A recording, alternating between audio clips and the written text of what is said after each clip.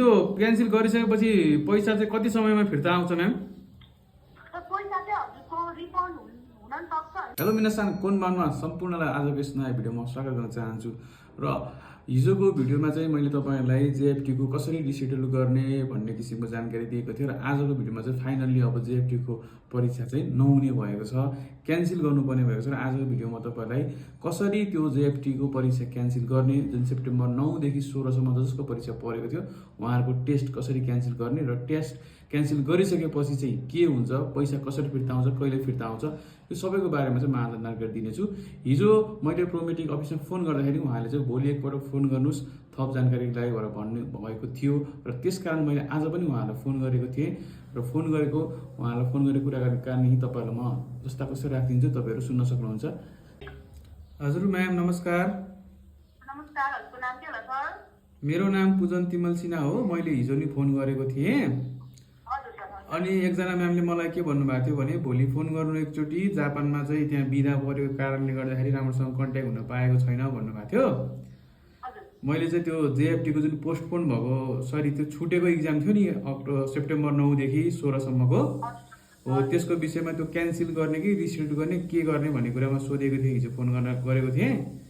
अनि हजुर जेएफटीको चाहिँ सेप्टेम्बर 9 देखि 16 सम्मको बिचमा छुटेको इक्जामहरूको बारेमा चाहिँ भनिदिनु न म्याम, अब त्यो के गर्ने हो?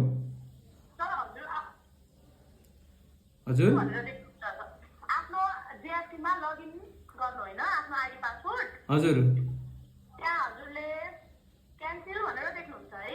हजुर हैन, रिस्केड्युल देख्नुभयो भने त रिस्केड्युल गर्नु, इनकेस रिस्केड्युल भएर देख्नु भएन भने हजुरको लास्ट अप्सन क्यान्सल गर्ने हो। क्यान्सल गरेपछि सेप्टेम्बर 22 मा फेरि फर्म खुल्दैछ नि, त्यो बेला फर्म भर्न मिल्छ है सर। अब क्यान्सलै गर्नुपर्ने भयो म्याम, अरू केही अप्सन भएन है? सर हजुरको यो पालि सेप्टेम्बरको 15 तारिकसम्म जेएफटी खोलेको थियो हैन हो, त्यही भएर अब हजुरको जेएफटीको सिटै पाउनु हुँदैन, त्यही भएर क्यान्सलै गर्नु सर। अनि त्यो क्यान्सल गरिसकेपछि पैसा चाहिँ कति समयमा फिर्ता आउँछ म्याम? पैसा चाहिँ हजुरको रिफन्ड हुन नि सक्छ हैन, किनभने हामी प्रस्ताव राखेको छौँ कि त्यही पैसाले फेरि अर्को एक्जाम बुक गर्ने भनेर। हजुर हजुरको त्यो अहिलेसम्म डिसाइड भएको छैन, त्यो दुईटामा जुन पनि हुन सक्छ। हजुरलाई सेप्टेम्बर 22 भन्दा अगाडि नै इन्फर्मेसन आउँछ नि है यसको बारेमा चाहिँ। ए भनेपछि त्यही पैसाले फर्म भर्न मिल्ने कि नयाँ पैसाले भर्ने भन्ने कुरा चाहिँ सेप्टेम्बर 22 भन्दा अगाडि थाहा हुन्छ? हजुर हजुर, फर्म बुक गर्नु भन्दा अगाडि थाहा हुन्छ है।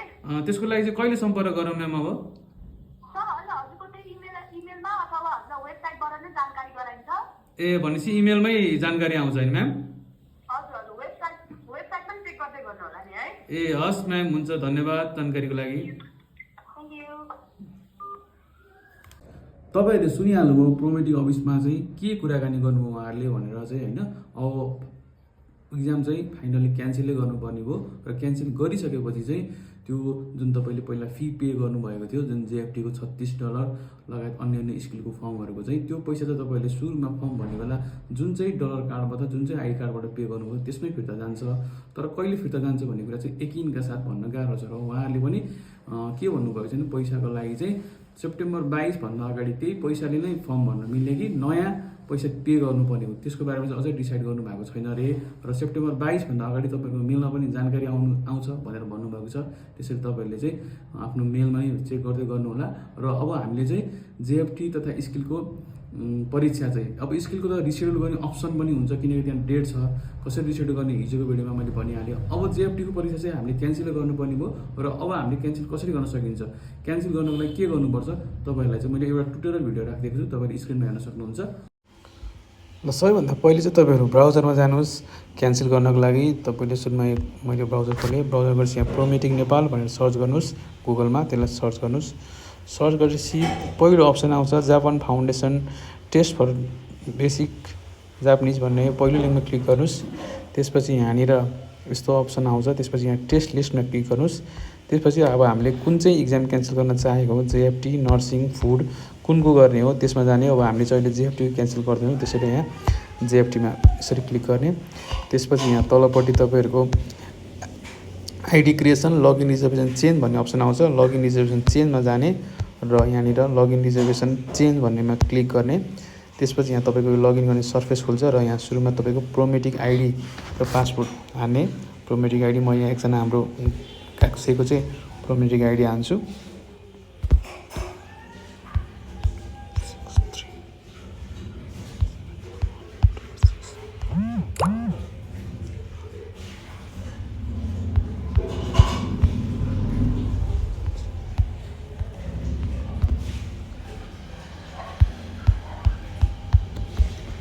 त्यसपछि यहाँ लगइन गर्ने, लगइन गरेपछि हेर्नु यस्तो किसिमको सर्फेस आउँछ। उहाँको चाहिँ 14 तारिकमा जेएफटीको इक्जाम थियो र उहाँको रिसेड्युल गर्ने अप्सन छैन, मात्र यहाँनिर क्यान्सल गर्ने अप्सन छ होइन। अब तपाईँले क्यान्सल गर्नको लागि चाहिँ सिधै यो क्यान्सलमा थिच्नुहोस्। त्यसपछि यस्तो सर्फेस आउँछ। यहाँ चाहिँ नेक्स्ट गर्ने र रिटर्न गर्ने दुईवटा चाहिँ अप्सन रहेको छ। तपाईँले अब क्यान्सल गर्नको लागि नेक्स्ट थिच्नुहोस्। नेक्स्ट थिचिसकेपछि त्यसपछि यस्तो किसिमको अप्सन आउँछ होइन। तपाईँको प्रोमेटिक आइडी, नाम सबै आउँछ। अब यहाँनिर रिजन फर क्यान्सलेसन भनेर तपाईँले यहाँ एउटा के रिजन दिनुहोस्। अब जस्तो यहाँ चाहिँ अब मैले चाहिँ प्रोटेस्ट भनेर लेखेको छु। अब आन्दोलनको कारणले गर्दाखेरि चाहिँ क्यान्सल भएको नि त, प्रोटेस्ट भनेर लेखिदिन्छ है त। प्रोटेस्ट भने तपाईँले यहाँ अरू जुनसुकै रिजन दिने हुन्छ। त्यसपछि नेक्स्ट गर्नुहोस्। अब यस्तो आउँछ हेर्नुहोस्। अन्तिममा चाहिँ तपाईँले क्यान्सलेसन क्लिक गर्नु भनेको छ। अब यहाँनिर अब हामीलाई यो अन्तिममा यो क्यान्सल थिचिसकेपछि चाहिँ तपाईँको इक्जाम चाहिँ क्यान्सल हुन्छ है त। ल मैले अब यहाँ क्यान्सल थिचिदिएँ। ल क्यान्सलेसन कम्प्लिट भनेको छ हेर्नुहोस्। अब यो चाहिँ तपाईँको इक्जाम चाहिँ क्यान्सल भयो। अब तपाईँले बल्ल नयाँ फर्म भर्नको लागि योग्य हुनुभयो। त्यसपछि रिटर्न टु लिस्टमा गइँदा नि ल हेर्नुहोस्। अब तपाईँको यस्तो सर्फेस आउँछ। तपाईँको इक्जाम केही पनि छैन। अब तपाईँले यहाँनिर सेप्टेम्बर 22मा जुन खुल्दैछ त्यसमा चाहिँ यहाँ माथिपट्टि चाहिँ रिजर्भ टेस्ट भन्ने अप्सन आउँछ। त्यसमा गएर चाहिँ तपाईँले नयाँ डेट चाहिँ लिन सक्नुहुन्छ है। अब यो क्यान्सल गरिसकेपछि तपाईँले जुन चाहिँ कार्डबाट चाहिँ पे गर्नुभएको थियो पहिला, त्यही कार्डबाट चाहिँ तपाईँको पैसा फिर्ता आउँछ त्यसमा। ल यसरी चाहिँ तपाईँले आफ्नो इक्जाम क्यान्सल गर्न सक्नुहुन्छ।